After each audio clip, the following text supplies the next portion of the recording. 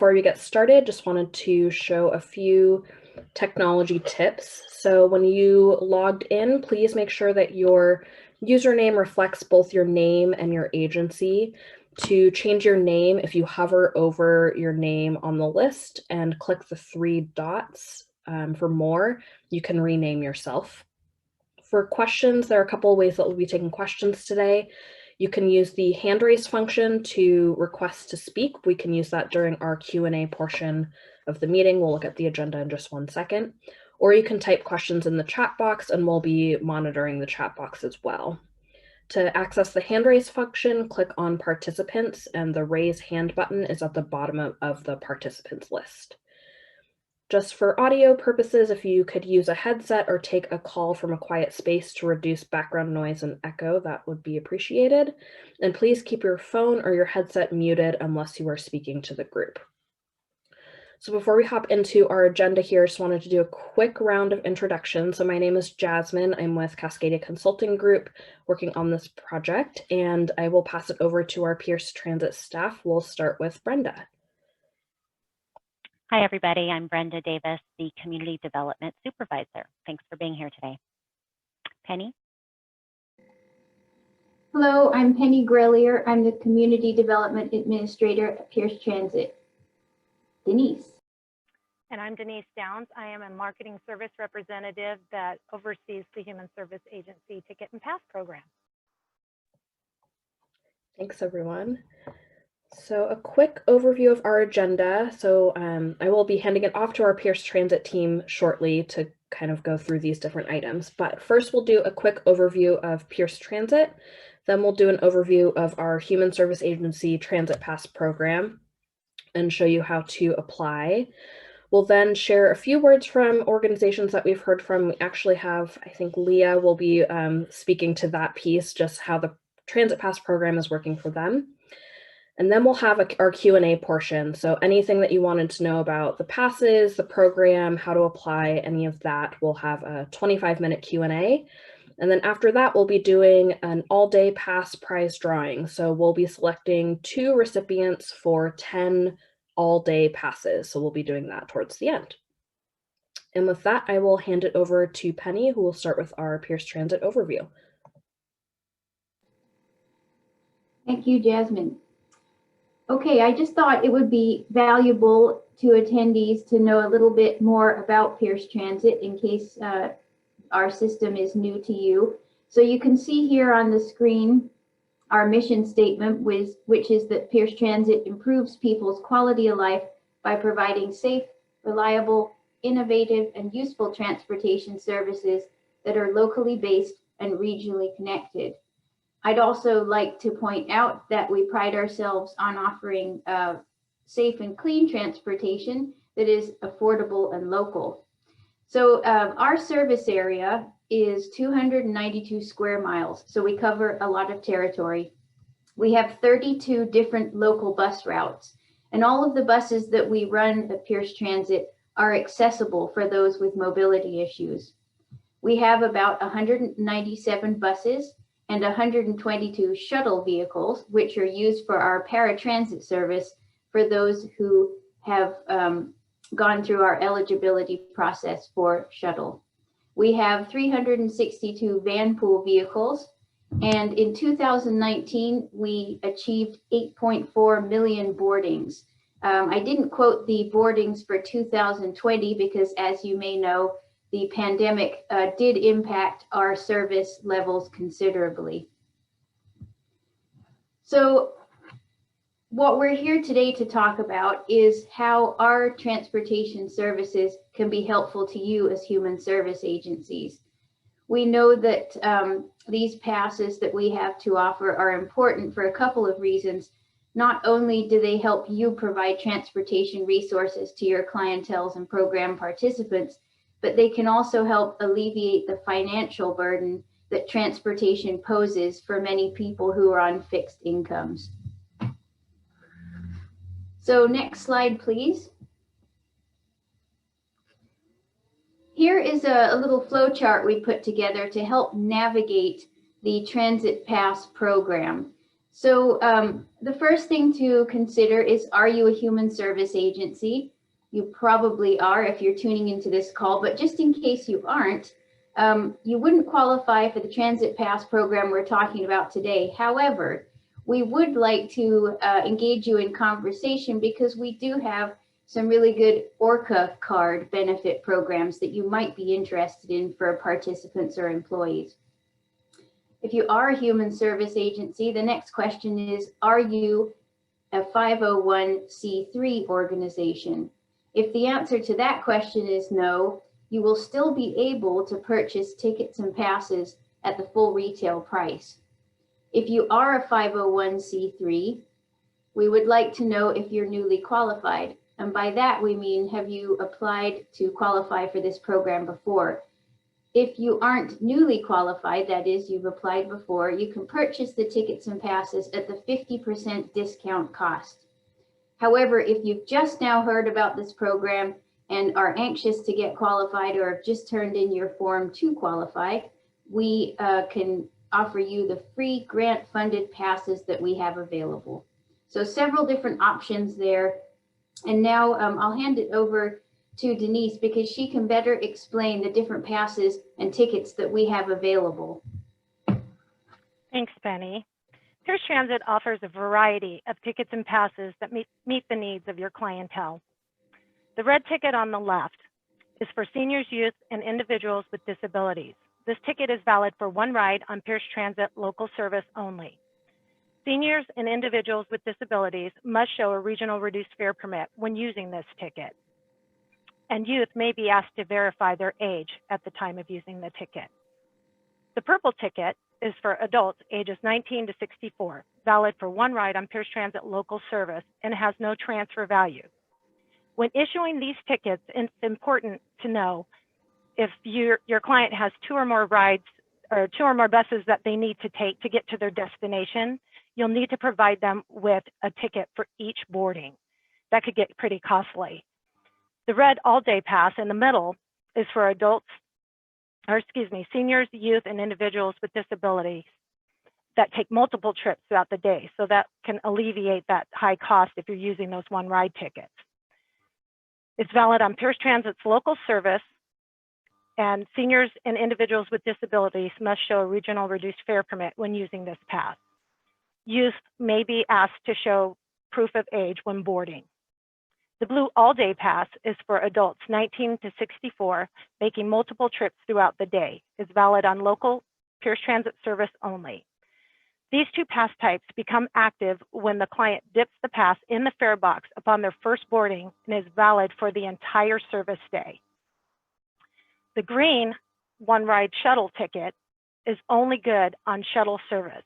It's not valid on local fixed route service. So that's very important. Only limited groups of people can use that ticket. And on the far right, we have the grant-funded all-day pass that operates the same way as the two passes I just spoke about. These passes are currently being offered to newly qualified 501c3 human service agencies at no cost while supplies last. Penny?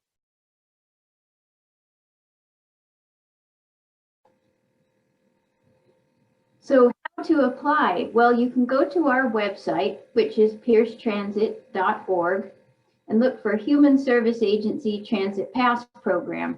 That web page on our website explains the information that we're going over today, but you'll also find a little link to click on to sign up for the actual qualification process. And in the chat, Cascadia has dropped the link to our form that you can fill out that starts you on your way to the qualification process. Note that you will be asked to upload a copy of your 501c3 IRS letter as part of this process. Next slide, please. Okay, so I think it would be nice for us to hear a little bit about how these passes can benefit human service agencies. On our website, we have a couple of testimonials, but today we also have Leah Livingston from Community in Schools of Lakewood. And she's going to tell us a little bit about how these passes are used by her clientele and how they make a difference in the lives of those clientele as far as accessing services. Leah, thank you. Yeah, thank you. Yes, I'm so happy to be here to just share about this great resource, because it has truly been, like the quote says from Carrie at the bottom, a wish come true. These, in particular, the grant funded passes came at just the right time in the middle of the pandemic, when we were feeling very disconnected from the students that we work with. And they have been a lifeline for our students. I myself work at Clover Park High School, providing extra support to students that need it, really anyone that needs us. And I have about 75 to 80 that I work with one-on-one. And these passes have been used for everything from helping a student get to and from work, to avoid a long, dangerous walk, to getting to and from the school to receive extra food and some of those kinds of things that are being provided through the school. And because they're an all day, all ages pass, we're able to really utilize them to the max, because in Lakewood, oftentimes any bus trip involves a transfer or maybe two. And so the old passes that we used to use, the youth passes, sometimes we'd have to hand a student, four or more of those to get to and from the school to see us. And with the all day grant funded passes, we're able to do the whole trip with one pass. It's fantastic. And because they're all ages, we're able to support parents with those things too. So they help parents make it to important appointments, for, WIC appointments, doctor appointments. Just prior to the pandemic, there was a big push to get everyone updated on their vaccinations, and that required some transportation help, often for a parent and a student. So these passes truly have just been so key in keeping our families connected to the resources that we're able to provide.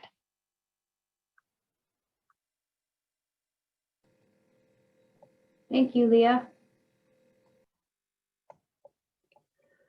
All right, and with that, we're going to go ahead and move to our Q&A portion. So I am going to stop sharing my screen and take a look at the chat, see if we've got anything in there. Nothing so far. So if you have any questions, feel free to raise your hand or unmute yourself, and we are available to answer questions.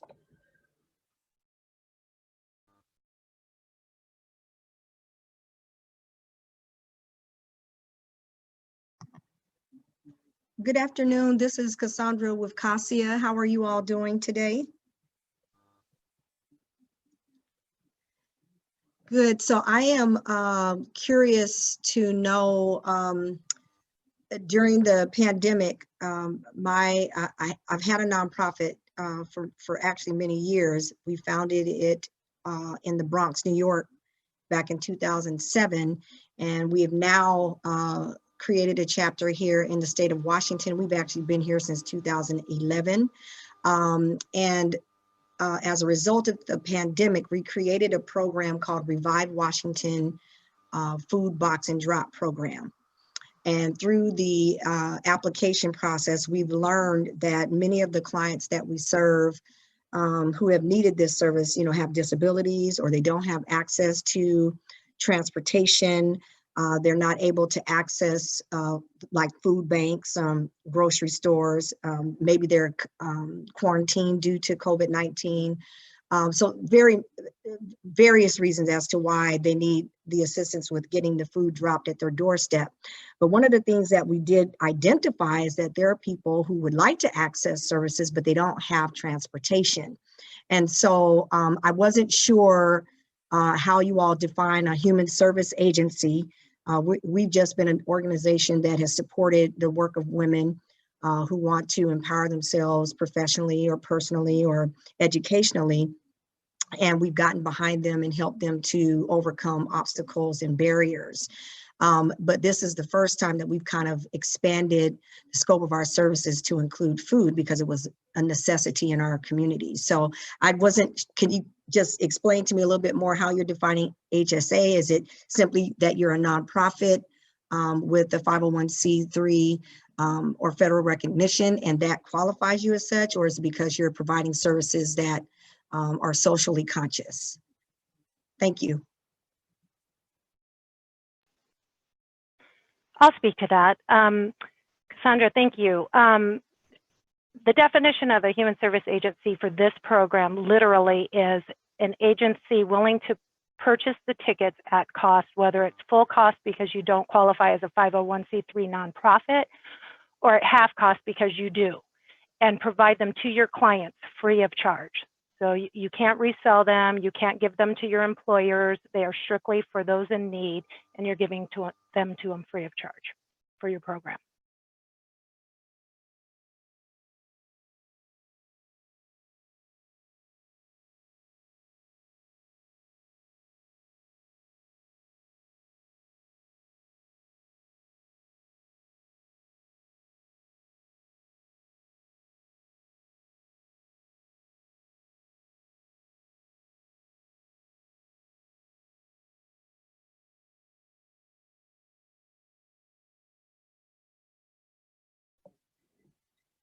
Any other questions?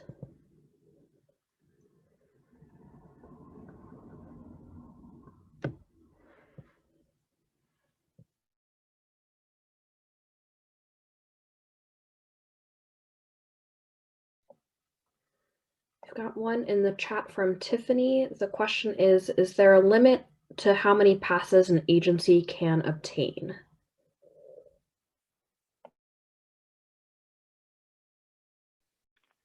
If we're speaking of the passes in general, absolutely not. Whatever your organization needs, we are willing to meet that need for you. However, if you're speaking specifically about the grant-funded all-day pass, we ask that you just order what you think you can distribute within a 30-day period.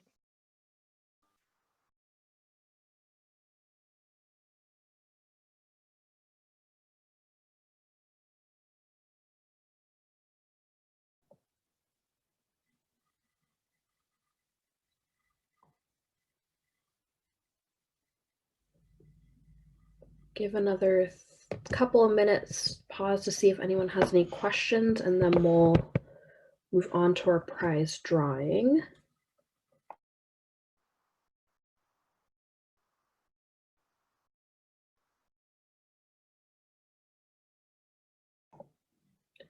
Question from Wanda. We have enjoyed passes before, and I wanted to know, as long as we are a nonprofit, we can always buy at a 50% discount.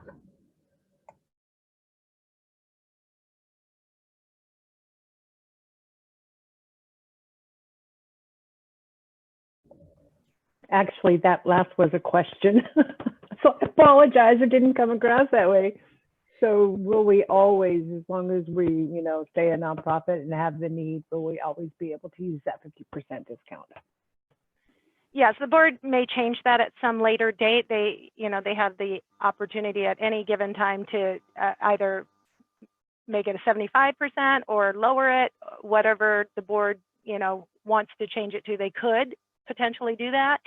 But as long as you qualify as a 501c3 nonprofit, this program I don't think is going away anytime soon. It's been a blessing to all those in Pierce County. So.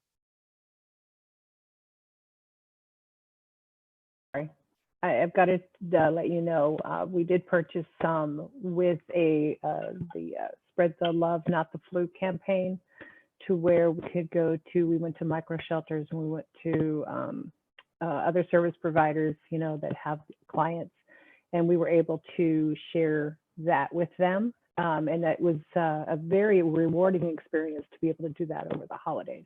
So I just wanted to say thank you so much.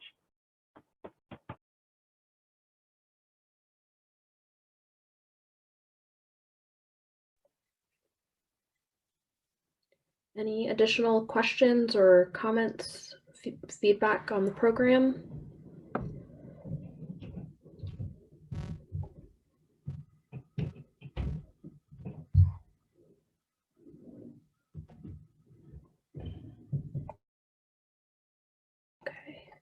All right, and with that, if you have questions, continue to have questions, feel free to throw them in the chat. With that, I'm going to go ahead and share my screen again. And Alyssa, if you can go ahead and unmute yourself, we're going to do our prize drawing. So we'll be selecting 2 folks on this call today to win 10 all-day passes.